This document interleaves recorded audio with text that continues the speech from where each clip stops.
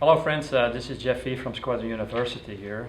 Today I would like to introduce a longtime friend of mine, Bob Letterman. Bob is a well-known figure in the model business. For years he is actually a legend as far as the super dioramas. Bob is a well-known icon in the model industry, and today we have him as a guest. So welcome, Bob. Thanks, Jeff. Great you're here. So let's start off. Basically, how did you get into modeling? Can you tell us a little bit about that? Sure. In 1945, I was 4 years old, and my father came home from the Pacific Theater after the war. And my father was only 16 years older than me, and so he was 20 at the time, and so the first thing he did was take me down the street to a hobby shop. And we bought one of those, he bought one of those stick and paper. Oh yeah. I think it was an F4 Wildcat. And then we built it, he built it, and I watched, and that's what got me into it, and I stayed with it after that. What a lot of people don't realize is that Bob was also a highly decorated cop for, 23 years? Yeah. Can you tell us a little bit more about that? Well, I worked in the inner city of St. Louis, which, that would have been from the early 60s to the mid 80s. And at that time, of course, St. Louis was the highest crime city in America. And it still is always up in the top 1 or 2%. So, What made you become a cop? What I don't know. Inspired you? I was working as a route salesman, and one evening I came into the warehouse and I was unloading my truck, and the guy next to me says, "Hey," he said, "they're taking applications at the police department. I'm going to go put in my application." I said, "Well, I'll go with you." And so I went, and he didn't make it, and I did. During your time, you always stayed in St. Louis, or? Yes. And it was always in the inner city of St. Louis. It's a very wild place at the time during those years. Eventually, I think you became a detective, wasn't it? Yes, I was a detective early on, and did a lot of work in narcotics, robbery, homicides. I think we pretty much did it all. So when you were in the police department, or were you still building models after hours? Oh, I never did. I never stopped after I was 4 years old. And in fact, I think I was a police officer about 3 years. And the F.W. Woolworth chain held a national contest, and it was for model cars. And I entered 3 model cars, and I won first place, third place, and fourth place. And I think there was something like 300,000 entries.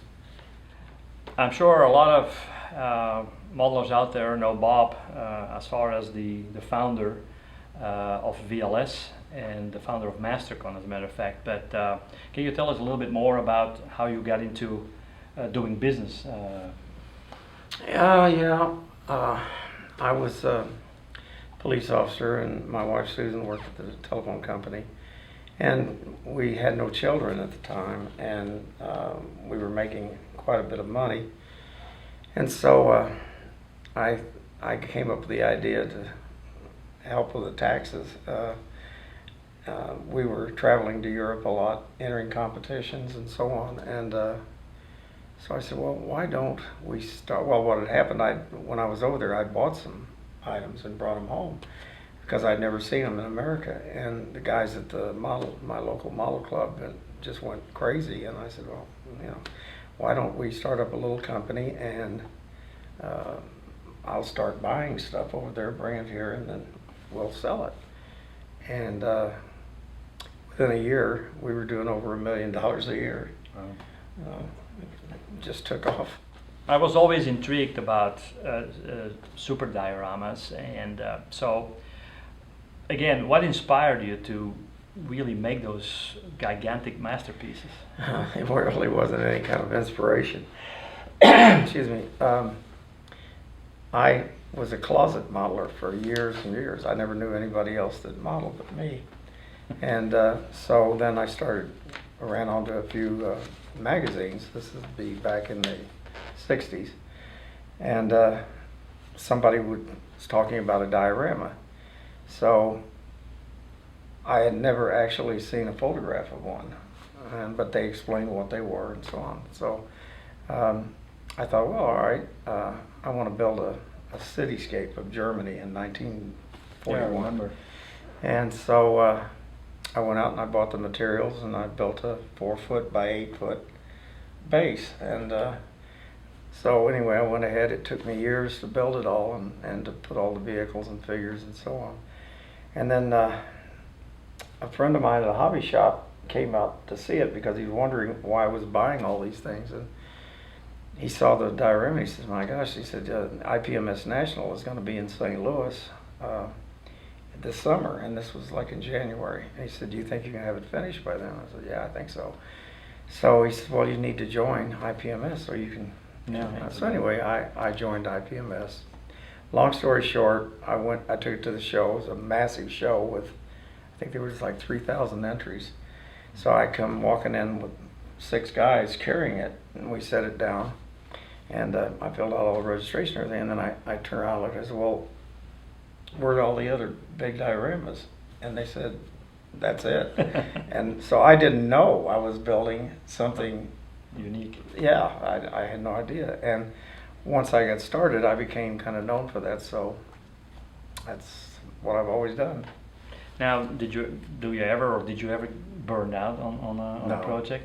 Because No. I seem to remember the legacy. It was a legacy diorama. Mhm. At one time, you start out with building it during the occupation.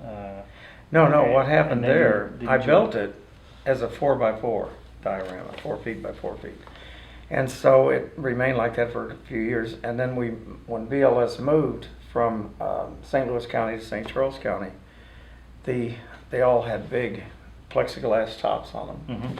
And the movers, it was in July, and they set it outside in the sun and left it there for 4 hours. Oh.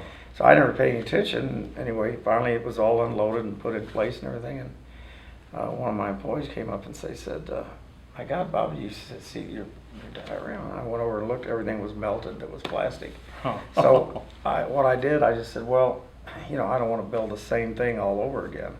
So I added a couple of feet to it, and then I backdated it from 1944 back to 1940 when the Germans okay. came in. Yeah, that's I got the periods mixed up. No big deal.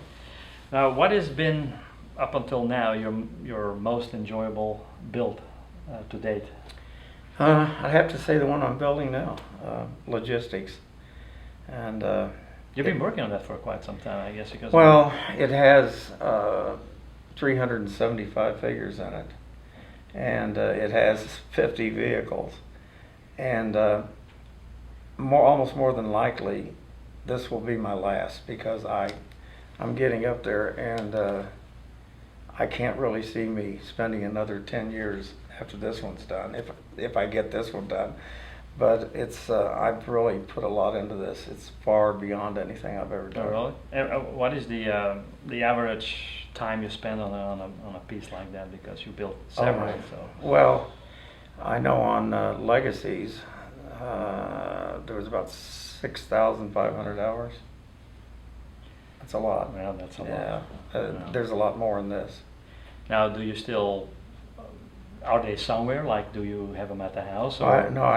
Well, we had a museum in St. Charles for many years, and then after I sold VLS, I had a building built behind my house. I have a large lot, and we've got a museum there. It's not open to the public. It's just for my friends and I. Okay, but you still have all your old. All really? of them, everything. Yeah, and I've got a lot of all the well-known modelers in the world: Chopin and Bruno and Verlinden and all of them. Yeah. I probably won't ask you anything about Verlinden, I guess. I wouldn't don't do want it to if I get were back. you.